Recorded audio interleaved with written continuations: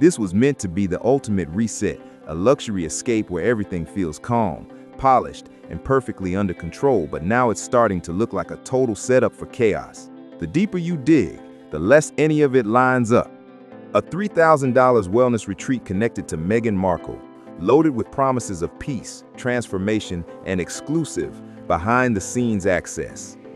On the surface, it sounds like a dream, right?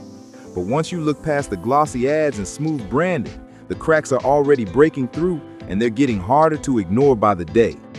Missing features, growing backlash, and some seriously questionable details happening behind the scenes are making people stop and look twice. What was supposed to feel elite and effortless is now starting to feel rushed and messy, and the situation isn't slowing down, it's picking up speed in the worst way possible. Just wait, because what's coming next takes this story to a whole new level. This story turns strange fast, so if you're not paying attention, you could miss the exact moment everything completely falls apart. And trust me, it does not settle down from here. It only gets louder, more chaotic, and way more confusing as more details come out. Pool balls. Yes, seriously, pool balls.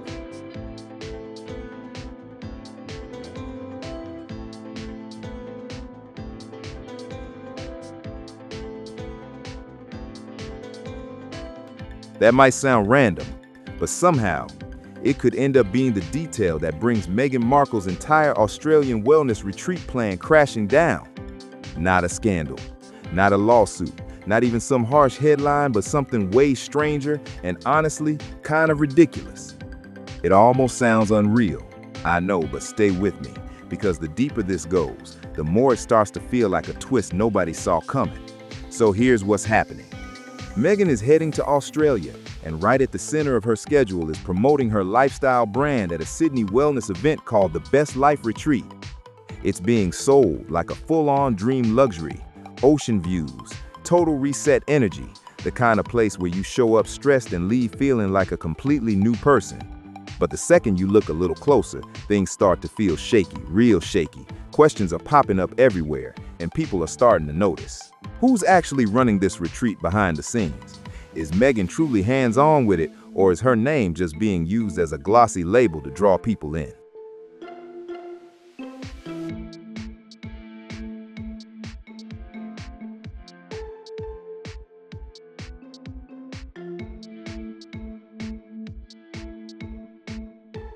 And the biggest question of all, are guests actually getting what they paid for? Or is this whole thing running on vibes and slick marketing alone? Because this is not cheap, not even close. Each guest is expected to drop around $3,000 for what's being promoted as a short but life-changing experience. And the main headline perk? Time with Meghan herself. That's the hook, pulling people in and getting attention fast. The promotion keeps stacking the lineup: yoga sessions, wellness talks, guided activities, all wrapped together with the promise that Meghan Markle will be personally involved throughout the experience. Some packages even add in poolside relaxation and that perfectly curated escape your life for a weekend energy that sounds almost too good to pass up. It's being marketed like the kind of dream getaway you regret passing up, but this is exactly where things start to wobble, and they wobble fast. Reports are already calling the event chaotic and disappointing, and here's the wild part: it hasn't even opened its doors yet.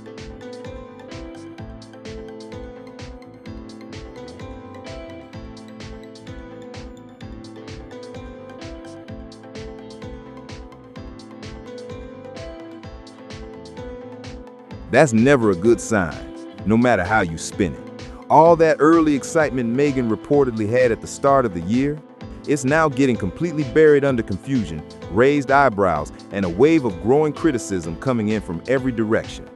Some critics are even saying this was easy to see coming, claiming controversy seems to follow her no matter what she steps into, fair or not.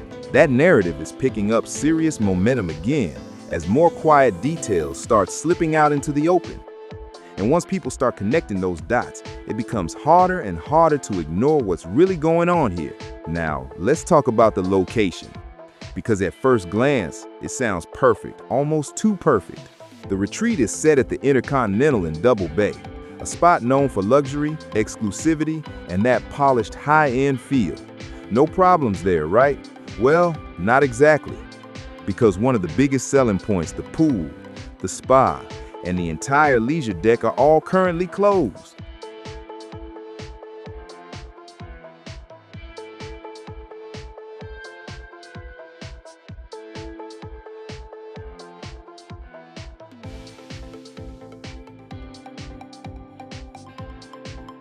And here's the part that really makes you stop and think there's still no confirmed reopening date before guests are meant to arrive. So that whole poolside luxury experience people were sold on, it might not go beyond the brochure and the glossy photos. And that's just the start of things coming undone, and this is where it really begins to spiral in a big way. So don't tune out now, because the way this unfolds only gets more complicated from here. For an event that leaned heavily on those premium, relaxing features, this is a major issue. People didn't spend thousands of dollars just to show up and look at a closed pool and an unused spa like it's some kind of showroom display. Anyone who signed up expecting that calm poolside, sip something nice, switch off from life energy might be walking straight into a completely different reality. Now, there are claims that plenty of spots were filled, but not everyone is convinced that tells the full story. And even if it did sell out, let's be honest, guests were expecting to relax, connect, and fully enjoy what they were promised. Now those expectations are starting to feel unstable, and the whole situation is beginning to look uncertain, with more questions popping up the closer this event gets.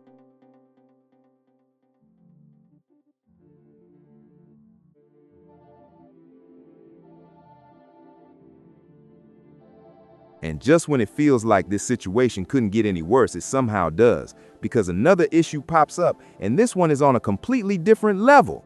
Beaches around Sydney have reportedly been dealing with something locals are calling poo balls. Yeah, it sounds unreal, almost like a joke, but it's very real. And honestly, it's as unpleasant as it sounds. These things are said to contain cooking oils, soap residue, and even human waste, which quickly turns this from strange to seriously concerning. So now, it's not just about beaches looking a little off. They're being described as unsafe, unclean, and just flat out unpleasant to be around. That dreamy coastal escape people had in mind is starting to feel a lot less dreamy and a lot more questionable because of this situation. Several beaches have already been shut down, and from what's being said, this isn't clearing up anytime soon. And it's not just about what you see, it's what you smell too. People are talking about strong, nasty odors lingering in places that are supposed to feel fresh, calm, and beautiful.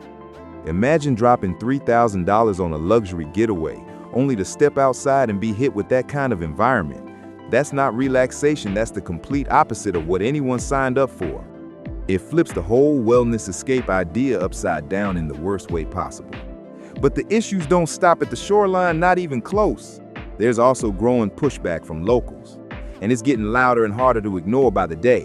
Some people in Australia are not happy about Meghan Markle returning, especially with controversy from a previous visit still being talked about in the background.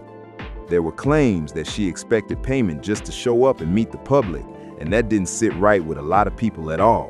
Whether those claims are fair or not, that perception stuck, and now it's turning into real backlash that's gaining traction fast. Petitions have started circulating, and people are being very clear and direct they don't want the visit, and they definitely don't want any public money tied to it. Thousands have already seen and signed these petitions, and those numbers just keep climbing, adding more pressure to an already tense situation. And that brings up a pretty uncomfortable question: who actually wants to attend an event in a place where a noticeable number of locals are already against it?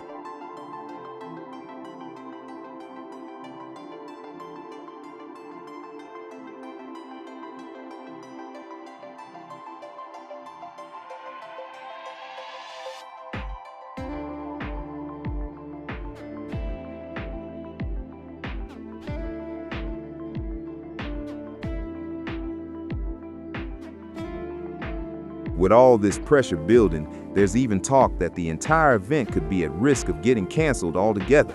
But here's where it takes another turn. It still doesn't stop there, because behind the scenes, things are reportedly just as messy, if not more. Organizers are said to be dealing with serious financial stress, and it's starting to show in how everything is coming together. The retreat was put together by Gemma O'Neill, who likely believed bringing Meghan on board would lock in success, boost demand, and sell this experience out quickly, but now that plan is facing some very real challenges as the situation keeps getting more complicated and harder to manage. She likely thought this would all come together smoothly, but right now, that plan is looking shaky at best, and more like a gamble that might not pay off. At worst, this is where everything really starts to fall apart, and it's not looking good at all. Stay with this, because the details only get more intense from here. Now here's where things take a serious turn. The organizer, Gemma O'Neill, is reportedly dealing with major financial pressure, and not just a small setback either. We're talking about 543,000 Australian dollars in unpaid tax debt alone, and that's just the headline number grabbing attention. On top of that, there's another 3,000 owed to an accounting firm still hanging over her like an unpaid bill that won't go away. And it doesn't stop there, it keeps stacking up. Her talent business, the Gemma O'Neill Agency, quietly went into voluntary liquidation back in November 2025, which is already a huge red flag waving in plain sight.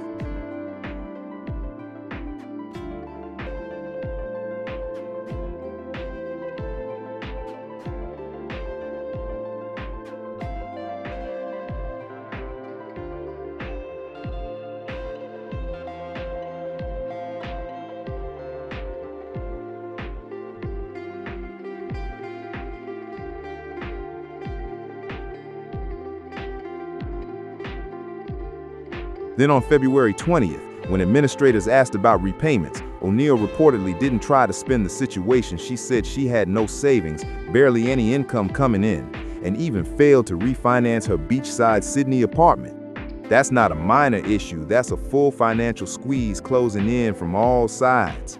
So when you really break it all down, the picture looks rough, really rough. The same person charging guests $3,000 per ticket to live their best life is reportedly struggling to stay afloat herself, and that contrast is raising serious questions. What was supposed to be her big comeback move is now starting to look like a high-risk bet that's not going the way she planned. The entire idea behind this retreat was to generate enough cash to stabilize her situation, but with key facilities shut down and beaches closing, that plan is starting to unravel fast. And now there's a major question hanging over everything. Can this event even happen under these conditions? And if things keep slipping, why would Meghan still go ahead with the trip at all? Even if the retreat somehow moves forward, there's a real chance it could end up being a major letdown. Guests who already paid premium prices might walk in expecting luxury and walk out wondering what exactly they spent their money on. For starters, attendees are expected to share rooms with complete strangers after paying thousands, which doesn't exactly match the image of a high-end escape. When you really think about it, it starts to feel less like a luxury retreat and more like a group trip dressed up with a premium label. And it gets even more questionable when you compare it to nearby options. There are hotels in the same area offering deals around $872 for 2 nights, with full access to all amenities included. That comparison alone is enough to make people stop and rethink what's actually being offered here. Meanwhile, this retreat is priced at nearly 3 times more than nearby options, offering fewer perks, and the wild part is, some of those perks might not even be available at all.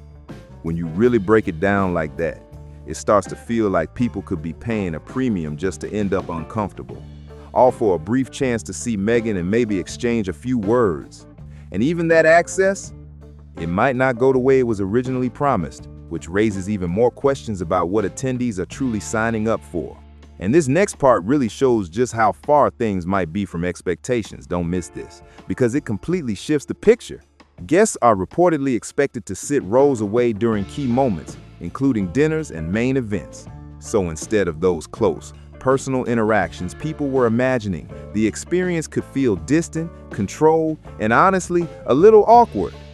What was promoted as one-on-one conversations might turn into quick group photos, short interactions, and far-off exchanges that barely last a moment. That whole idea of an intimate, relaxed hangout.